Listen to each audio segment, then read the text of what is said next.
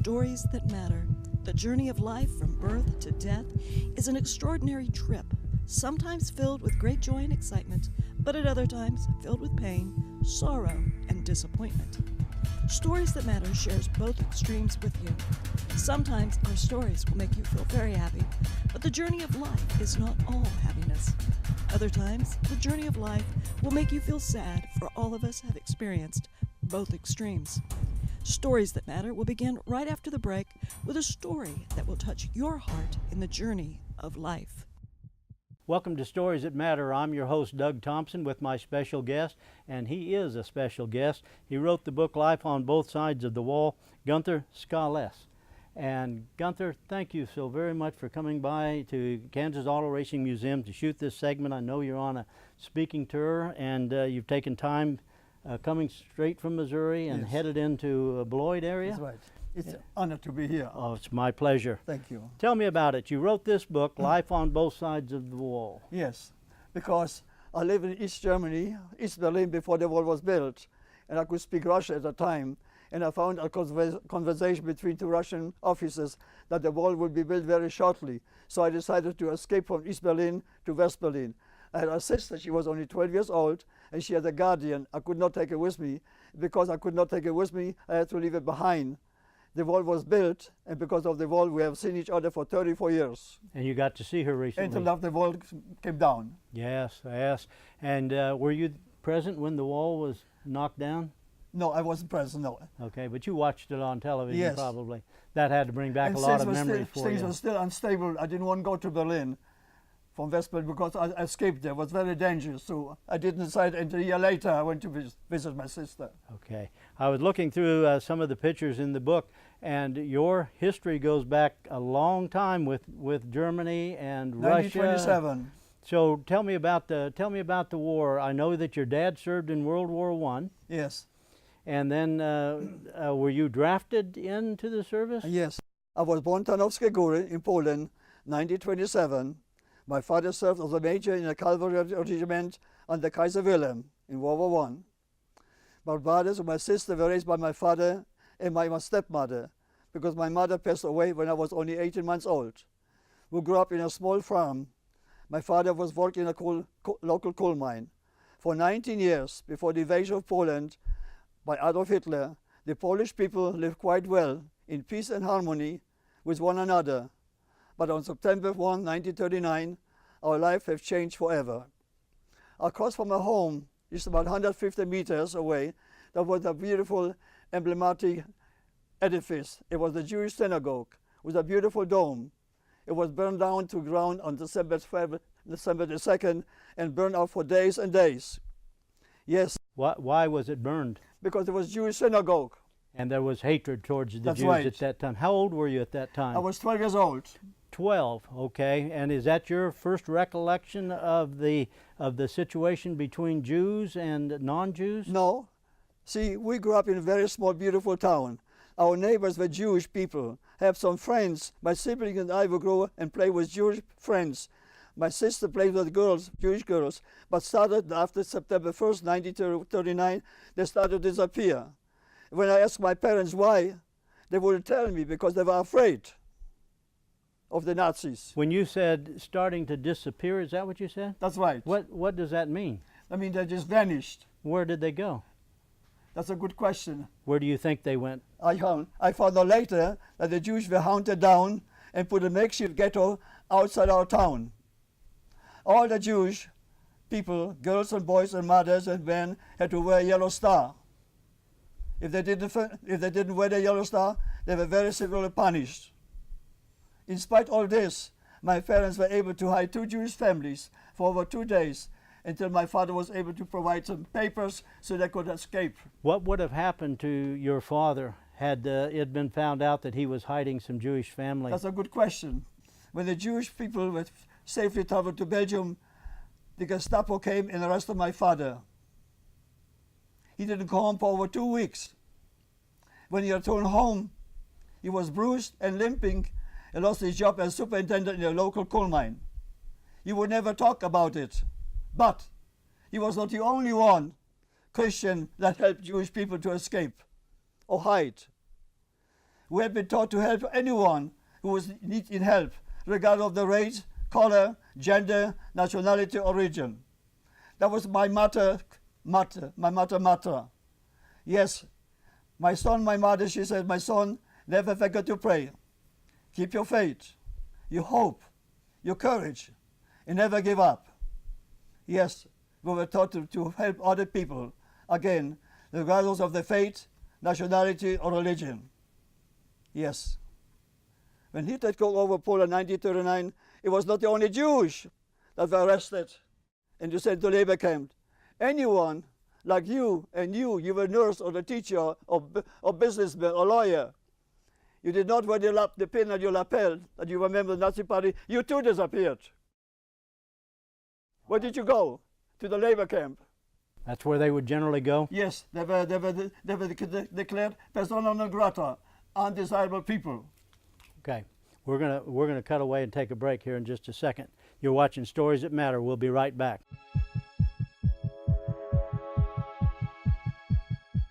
Welcome back to Stories That Matter. I'm your host, Doug Thompson. My special guest today is Gunther Skaletz, and he is the writer of the book Life on Both Sides of the Wall.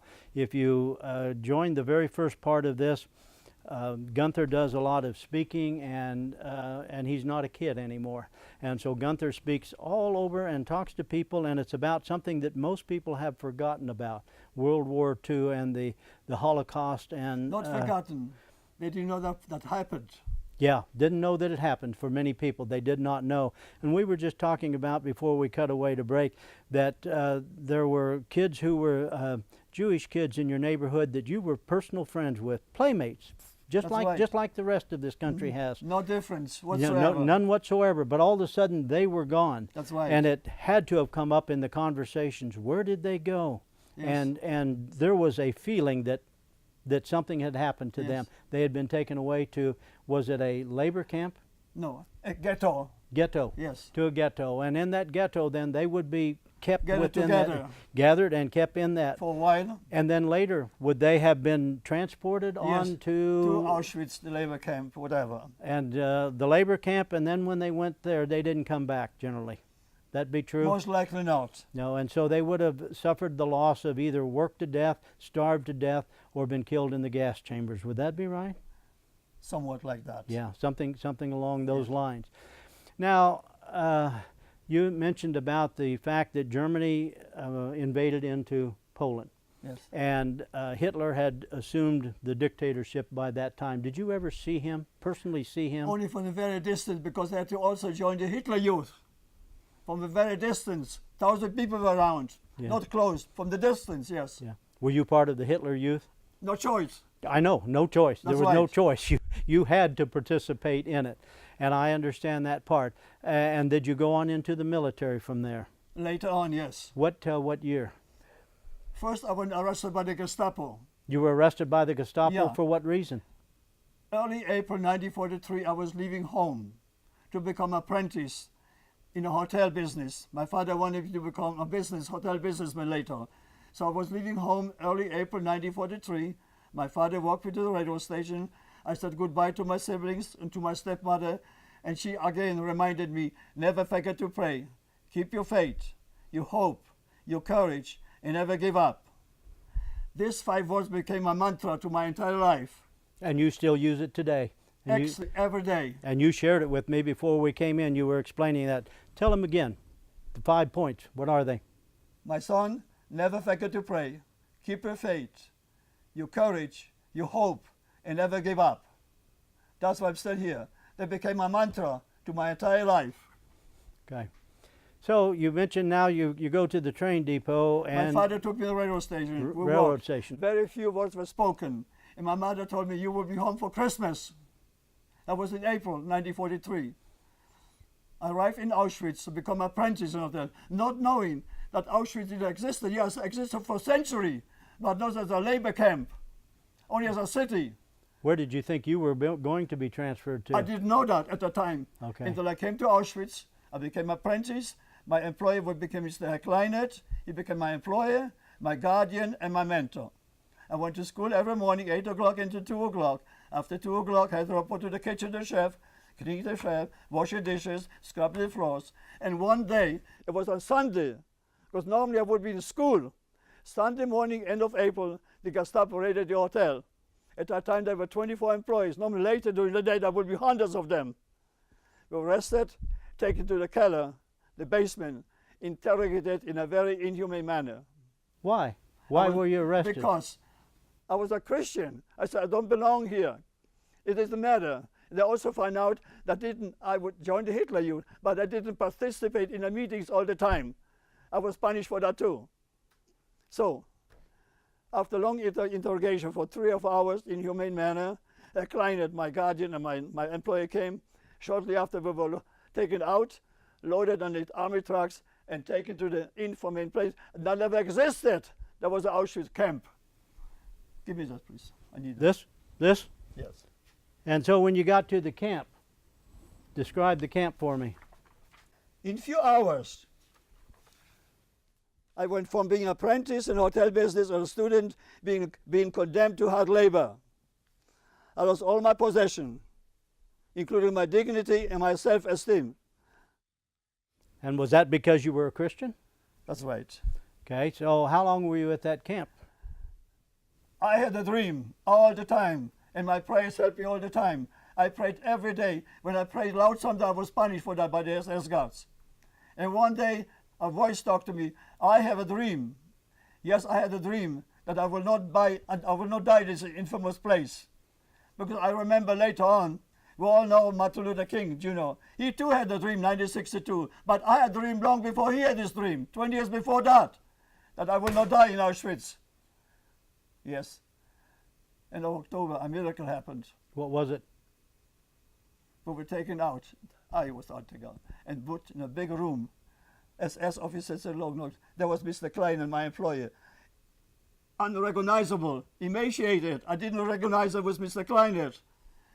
For 6 months he was pleading with the Gestapo. He would relinquish all the business, the hotel, the casino, and the big inn, for the release of the employees. And he accomplished that. And my dream became reality. I was free. Where did you go from there? Good question. I was hoping I got home. I was denied that question. I was sent to Berlin to continue my education, from Auschwitz to Berlin. And when I was leaving Auschwitz, I could still smell the acrid smoke in the air from the dead bodies. Yeah. Yeah, did you know what it was at the time? Later I found out. Later you found out it was bodies that had been gassed and then burned. Yes. Incinerated, exterminated. Yeah. Yes. So when you got to Berlin... I was on the Berlin, I arrived in Berlin. Berlin was the largest city in the world at that time, surpassing London. Again, I continued my education, my apprenticeship, I went to school. That was end of October. Early December 1943, the bombers came, just like a black cloud, B-70s, and dropped the deadly cargo. People scrambled to find a shelter in the hotel business, cellar, basement. The basement was filled to capacity. Shortly after, the bomb detonated. The huge door to the shelter was blown out, instantly killing 2 people. I was standing nearby. I was hit by a shrapnel, and my boots started to fill with blood, and sharp pain followed. But I survived. Yes, I survived that night. Innumerable people, the big, beautiful Kurfürsten Dam, you could see the flames for miles and miles. On both sides of the beautiful boulevard, the Kurfürsten Dam. Yes, I was homeless, destitute, lonely. I was taken to an orphanage by Red Cross. They put me in an orphanage. The orphanage was a big building, slightly damaged. It was managed by a Catholic priest, Father Carl. And he found out I was an apprentice in a hotel. He asked me, would you please help us to feed the little children? There were hundreds of little children, homeless, virtually babies crying for the mothers. I can still hear the cry in my ears today, very vividly after all those years. Yes. Then Father Carl, the priest, arranged that I could go home for Christmas. He arranged from Red Cross to give me a pass, a train pass, so I could go home for Christmas. I put my few belongings in a card box. I was standing at a big railroad station, the zoo, huge station, had no roof, was blown up, few nights before. I was standing on a platform waiting for the train to come with other hundreds of people. But you know what? What happened? The train never came. What did you do? We'll cut away, take a break for just a second. You're watching Stories That Matter. We'll be right back.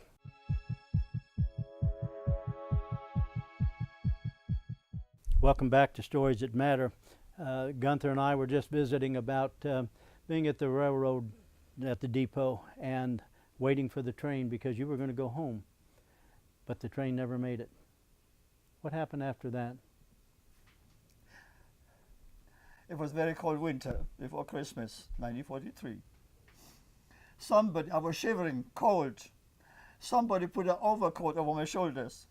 Before I had a chance to turn around and find out what happened, that someone was gone. Well, you know who put the coat on you. You may not know the name, but you know who caused the coat to be put on you. That's right. That's right. So then you had the coat and you're standing there. What happened after that, Gunther? I was waiting for the train to come. The Red Cross came again and took me back to the orphanage where I came from. Father Carl took me back. I was again feeding little children, still crying for the mothers. As I said, I can still read very, very vividly as I write this account here today. Then Father Carl, he knew I was going to home, but I could not go. My dream being home for Christmas was dashed. We all know that beautiful song, I Will Be Home for Christmas. I never made it for Christmas. 1942, it was the last Christmas I celebrated with my parents and my sister and brother, 1942, never again. Did you ever see him again? Yes, later, 60 years later. Then the Red Cross, Mr. Kleinert, he could not own any properties anymore. That was the stipulation. But he could manage properties. So he became a general manager of a beautiful hotel in Magdeburg on the Elbe, where the Russian-American troop met in 1945. So I was leaving Berlin and the ruins of Berlin. And the thousands of people that were laying up on the sidewalk burned to death. I was leaving for Magdeburg. I arrived there in early April, January 1944. And January 12, 1944, again the bombers came and bombarded the city. It was a chaos. The hotel that I've started to work again, it was destroyed. So I found another hotel. But in April 1944, my life changed again. What happened? I received a conscription to be drafted to the German army, not by choice. I was then 16.5 years old. I was born October 10, 1927. That was 1944 in April. I was exactly 16.5 years old. I was drafted in the German army. I was sent to boot camp. After 3 months boot camp, I was sent to Russian front. I was badly wounded and taken prisoner by the Russians. What time of year was it that you were sent to the Russian front? 1945, early. Was it in the spring or the? Spring, early spring. Okay, so the winter had broken already, Yes. or was it still going on there? Still going on, very cold. And tell me about being now in the German army and at the Russian front. I was now taken prisoner by the Russian and sent to Russian gulag. It's their prison. Auschwitz was a luxury hotel for me compared to Russian gulag. We had no roof. The sky was the roof. We were sleeping on the ground. And the Russian came at night and took my boots off. It was still winter. And then we were loaded on a Russian freight truck to ship to Siberia, crossing Poland. Had a sergeant, young sergeant, he was 24 years old. We became friends on the train. And the train always stopped at night to take coal and water for the locomotive. We said the next time the train stopped, we have to escape, the sergeant said. That dream became reality too. One night the train stopped. The Russian guard came, opened the big gate to remove the dead bodies. Suddenly there was a big explosion near the column. They turned around, they were distracted. They all left us alone. The sergeant and I, we jumped. Midnight, dark, pitch night in Poland at the Polish border. No idea where you were. Nowhere. What happened? The train started to put slowly in motion, and we were free. The sergeant and I. Praise the Lord. I attended Polish school from the 1st grade to the 6th grade. in Poland before the Hitler came in 1939. I was in good command of Polish language. We worked only at night, because anything moved during the daytime, we were shot by the Russian. Russia was then occupied Poland completely by 3.5 million Russian soldiers. You couldn't move during the daytime, only at night. I approached the Polish farmers, begging for food. Some that let me sleep in a barn, stay overnight, give me some food. One farmer gave me some boots because my boots were completely ruined. I walked across Poland, 375 kilometers in 24 days until I came to East Germany. Then what? What did you do when you got to East Germany? For a while. There was no future. I was 75 years old, no future. East Germany was occupied by the Russians and governed by the communists. I had no future. I had no education. I had to plan to escape from East Germany to West Germany. I accomplished that. I escaped from East Germany to West Germany, to a small town, Helmstedt, West Germany. Homeless, sick, lonely, emaciated. I went to the police. I told you what happened to me. They took me to a small hotel, Hotel Petzold. And the owners were Karl and Erika Dübner. They gave me work as a waiter in the kitchen. They became my guardian and my mentors. 1947. And then you got to meet your parents again? Not yet. Not yet. Okay, we're going to cut away and take a break. We'll be right back. You're watching Stories That Matter.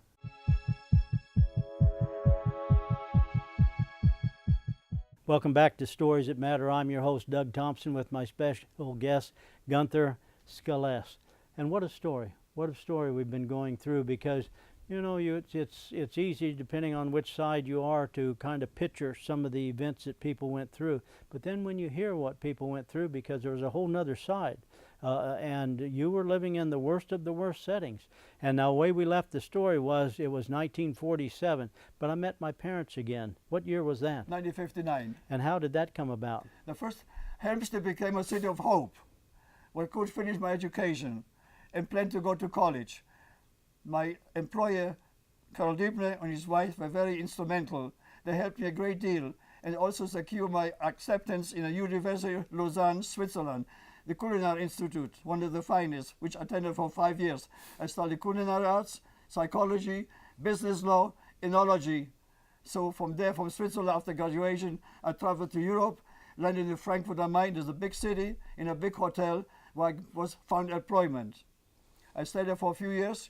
And from Frankfurt am Main, 1959, I was able to travel to Poland to visit my parents after 60 long and lonely years. I can only imagine what that reunion must have looked like to you. They were crying, you were crying, your brother was there too, and he had been in the Air Force, the Luftwaffe, German Air Force, and shot down during D-Day, but he had survived and he was there. You know, the story is absolutely amazing, but yours goes on from there, because you became a chef in Switzerland, wasn't it? Yeah. And in that capacity as a chef, you met Lyndon Johnson, President Lyndon Johnson. Yes. Where did that occur at? Yeah. First of all, from Frankfurt, I met a nice gentleman from New York, Mr. Rieber. He was very instrumental to make it possible that I would be able to immigrate United States with a visa, local visa. Then I was employed by the Hilton Corporation in New York.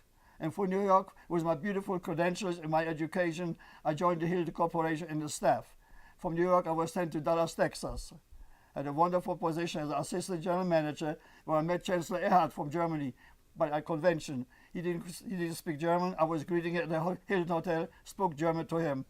And from Dallas, I went to San Antonio. And that's where I met my life changed again. In 1967, I met President Johnson. I managed a very beautiful establishment. A gentleman, the president of the First National Bank from San Antonio, came to me and wanted to arrange a very special, elegant dinner. After all the arrangement, he told me, Mr. Skaletz, I would like for you to keep this confidential, because the guest of honor will be President Johnson. The next day, I was able to meet President Johnson, and from the very first moment, our relationship blossomed tremendously. And you have pictures in your book of you and Lyndon Johnson. Yes. In several spots, and this is a good read. This is a good book. It was Mr. President Johnson who inspired me after a very private conversation with him for over 1 hour. And before we parted, Mr. Skaletz, you must write a book. But I keep a code of silence for 40 years because I couldn't talk about it until about 40 years ago. I wrote this book, Life on Both Sides of the Wall. It took me 5 years to write. Yeah, and it's still very raw for you now because anybody watching the show will be able to tell there are times you broke into tears from the things you went through. Gunther, thank you for being on the show. You've been watching Stories That Matter. See you next time. May we never take freedom for granted. Freedom has its price.